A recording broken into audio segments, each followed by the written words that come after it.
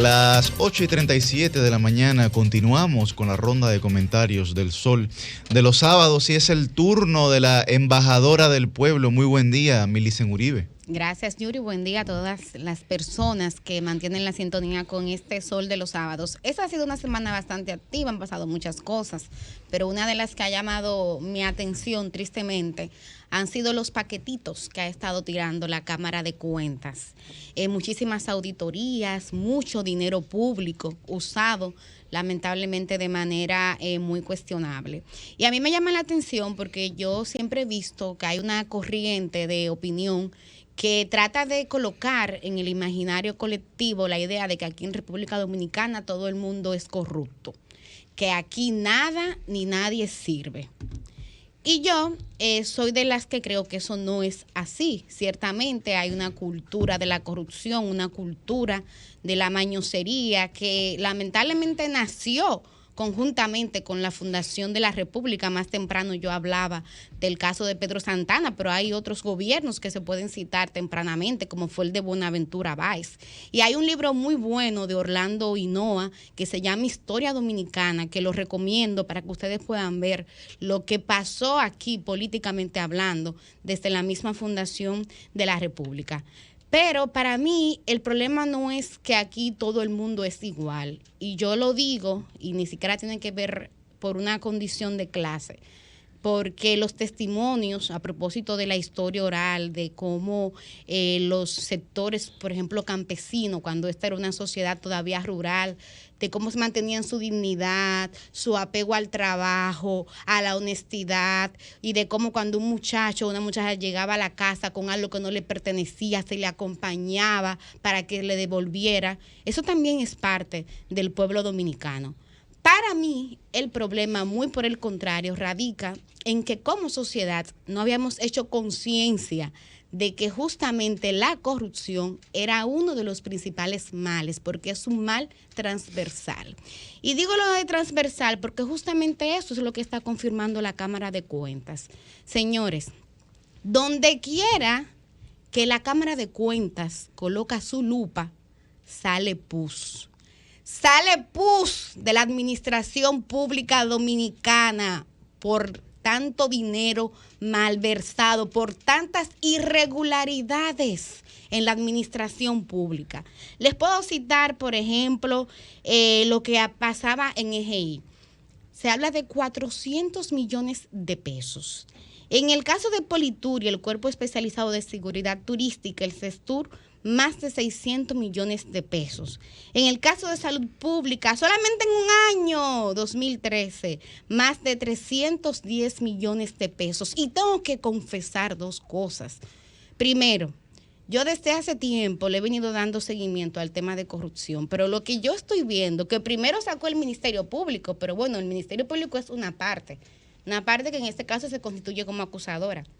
Pero ahora lo que lo diga la Cámara de Cuentas, que ha venido confirmando y fortaleciendo cada una de esas denuncias que en su momento hizo el Ministerio Público, aunque se respeta el principio de presunción de inocencia en el que yo creo y el que defiendo, caramba, uno ve un patrón.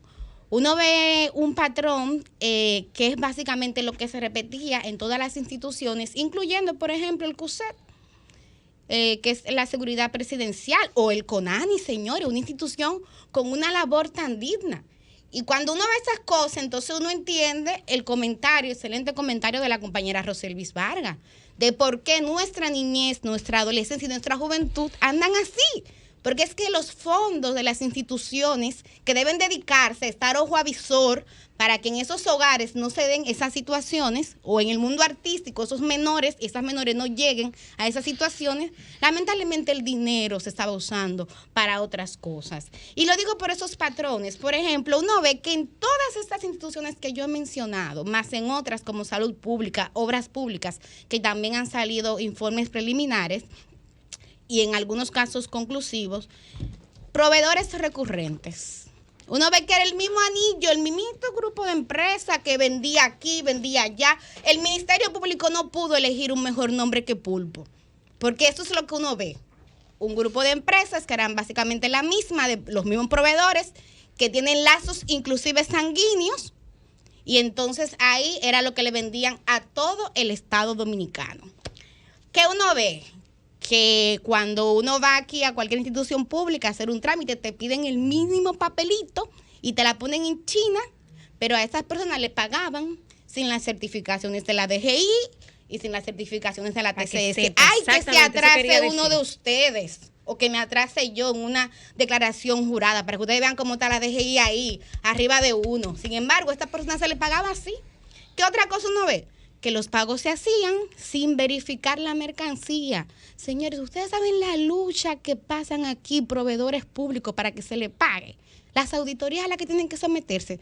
A ustedes se les olvida el caso de Leisoy, de un ingeniero que tuvo que entrar a un baño y suicidarse porque estaba harto de una mafia que operaba en esa institución y no se le pagaba su dinero porque se le exigía un porcentaje. Entonces, estos sortudos, porque no es una suerte, caramba, entre comillas, ellos lograban que se le pagaran sin verificar la mercancía. Entonces, yo ante eso tengo una preocupación, porque yo le preguntaba hace un rato a Rosario, ¿y cuántos meses tiene ese gobierno? Porque me pregunto cuándo es que las cosas van a comenzar a ser diferentes. Porque ustedes saben que lo lamentable, y por eso yo les hablaba de una cultura histórica de corrupción y de mañosería. Lo lamentable es que muchas de estas cosas no han cambiado. Que no bastó un cambio de color, o un cambio de siglas, o un cambio de partido, o un cambio ciudadano, porque yo soy de la que creo que aquí lo que cambió fue la sociedad, para que estas mafias, muchas de estas mafias dejaran de operar. Y uno tiene que ser justo, lo primero lo dijo Duarte, en quien yo creo y a quien considero un patriota. Y hay que reconocer que en el caso, por ejemplo, personal del presidente Luis Abinader, que en el caso del Ministerio Público, que en el caso de compras y contrataciones públicas o de la Dirección de Ética Gubernamental, uno ve un mayor activismo, una mayor receptividad a esos casos, a estas denuncias. Y una muestra, ahí están los números, es que en 14 meses aquí se destituyeron o suspendieron 16 funcionarios y funcionarias. Y que también uno ve cómo se han anulado procesos. Uno ve a compras y contrataciones públicas anulando procesos, señores, del mismo Poder Ejecutivo. Pero también uno ve otros casos que lamentablemente no se han solucionado, como por ejemplo las mafias en los consulados. Señores, pero eso implica esta gestión. Unas mafias que se han denunciado muchísimas veces y siguen operando. Entonces, ¿cuándo se le va a poner el cascabel al gato? O lo que pasa en salud pública, que yo le iba a referir, no voy a dar detalles porque el tiempo se me acabó y ya Susi lo señala con un reportaje que trae el Listín Diario. Oigan eso, en los hospitales públicos dañan los equipos para que usted tenga entonces que ir a hacerse los análisis a los centros privados. Y si el laboratorio está bien del hospital, como quiera, le indican un laboratorio privado. ¿Saben por qué? Porque le dan un 30%. Entonces, esa es la cultura de la corrupción y de la mañosería que aquí tenemos que cambiar. Y yo cierro este comentario con una tarea. Porque lamentablemente, si aquí la sociedad dominicana baja la guardia, si aquí la gente se descuida, todo indica que ese cambio por el que el pueblo dominicano luchó, ese cambio que demandó, puede fácilmente convertirse en una reversa. Cambio fuera, Humberto. Eso de los sábados.